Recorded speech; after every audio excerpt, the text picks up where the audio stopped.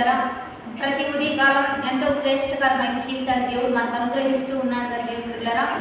ఆ జీవితానికి తగినట్లుగా ఒక మంచి వాక్కునిచ్చి మనల్ని బలపరుస్తూ ఉన్న దేవాది దేవుడిని కనపరుస్తూ ఈ దినము దేవుడు మనకే వాక్కునిస్తున్నాడు. చూద్దాం పరిశుద్ధ లేఖన గ్రంథంలోంచి మత్తయి శుభవార్త 21వ అధ్యాయం 22వ వచనం చదువుకుందాం.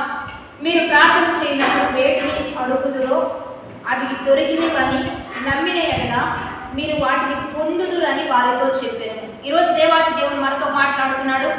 దేవుని బిడ్డలారా, మీరు ప్రార్థన చేయనప్పుడు వేటిని అడుగుతారో అవి మీరు పొంది ఉన్నారని నమ్మేసేయండి. అవి మీకు దొరికినవని మీరు నమ్మేసేయండి. మీరు నమ్మడం వలన, మీరు దానిని విశ్వసించడం వలన అవి మీరు పొందుతారని వారితో చెప్పాడు. ఇక్కడ దేవాది దేవుడు మనల్ని ఏది ఉద్దేశిస్తున్నాడు అంటే మన విశ్వాసాన్ని దేవుడు కోరుకుంటున్నాడు. మనం ఆయన పూర్తిగా నమ్మేయాలని దేవుడు ఆశపడుతూ ఉన్నాడు. అందుకనే ప్రార్థనలో మీరు దేన్ని అడుగుతారో, వేటిని దేవునికి సహాయం కొరకు మీరు అడుగుతారో వాటన్నిటిని దేవుడికి చెప్పినప్పుడు ఆయన సర్వ సృష్టికర్త, సర్వం సమకూర్చిన వాడు, సర్వాన్ని సృజించిన వాడు, అన్ని కలిగించింది ఆయనే. కాబట్టి మనం ఏదడిగితే ఆయన అది ఇవ్వడానికి ఆయన ఎప్పుడు సిద్ధంగా ఉంటాడు. కనుక ఒక బిడ్డ తండ్రిని ఒక సహాయం అడిగినప్పుడు ఖచ్చితంగా ఆ తండ్రి చేయడానికే ఇష్టపడతాడు, ఎలాగైనా సమకూర్చడానికే ప్రయాసపడతాడు.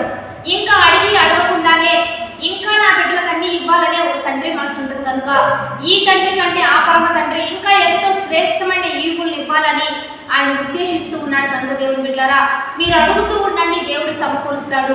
అడిగిన వాటిని పొంది ఉన్నారని మీరు నమ్మండి, మీరు విశ్వసించండి. నాకు ఇచ్చేశాడు, నాకు సమకూర్చేశాడు, నాకు దేవుడు అన్ని ఇచ్చేశాడు, దేవుడు నన్ను ఇవ్వబోతున్నాడు, పోషించబోతున్నాడు, బలపరచబోతున్నాడు, దీవించబోతున్నాడు అని మీరు నమ్ముతూ ఉండండి. మీ నమ్మిక చొప్పునే, మీ విశ్వాసం చొప్పునే దేవుడు మీకు అన్ని సమకూర్చబోతున్నాడు, అన్ని సహాయం చేయబోతున్నాడు. కనుక వాగ్దానాన్ని బట్టి ప్రార్థనలు చేస్తున్నప్పుడల్లా అవి ఇచ్చేసాడని మీరు నమ్ముతూ ఉండండి. దేవుడే అన్ని సమకూర్చబోతున్నాడు. కాబట్టి ఇచ్చిన వాగ్దానాన్ని బట్టి మనందరం ప్రార్థన చేద్దాం.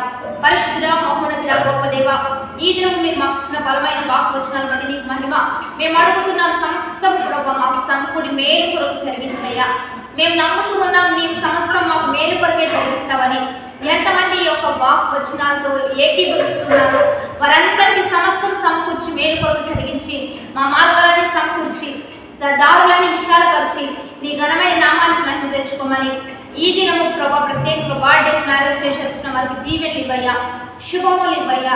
జాబ్స్ లేని వారికి జాబ్స్, వివాహం లేని వారికి వివాహాలు, ఉద్యోగాలు లేని వారికి ఉద్యోగాలు, విడిపోయిన కుటుంబాలు తిరిగి కట్టబడాలి, అనాథ లేని వారికి ఆదరణ, విడిపోయిన కుటుంబాలు తిరిగి కట్టబడాలి. అద్భుతంగా 3 వారమైన జీవితాలు చిగురింప చేయబడినట్లుగా ప్రతి విషయంలో దేశాధికారులు, దేశ నిధులు నింపాలి, సేవకులు, సంఘాలు, ఆత్మలు ఉద్యోగంలోకి నడిపించి నామానికి మహిమ తెచ్చుకోమని ప్రభువైన యేసుక్రీస్తు నామమున అడిగి వేడుకొని ప్రార్థిస్తున్నాము తండ్రి. ఆమేన్. దేవుడు మీ అందరినీ దీవించి ఆశీర్వదించును గాక. కాబట్టి దేవుని బిడ్డలారా, మంచిగా లైక్ షేర్ కామెంట్ చేస్తూ అనేకలను బలపరచండి. Happy blessed day. ఆమేన్.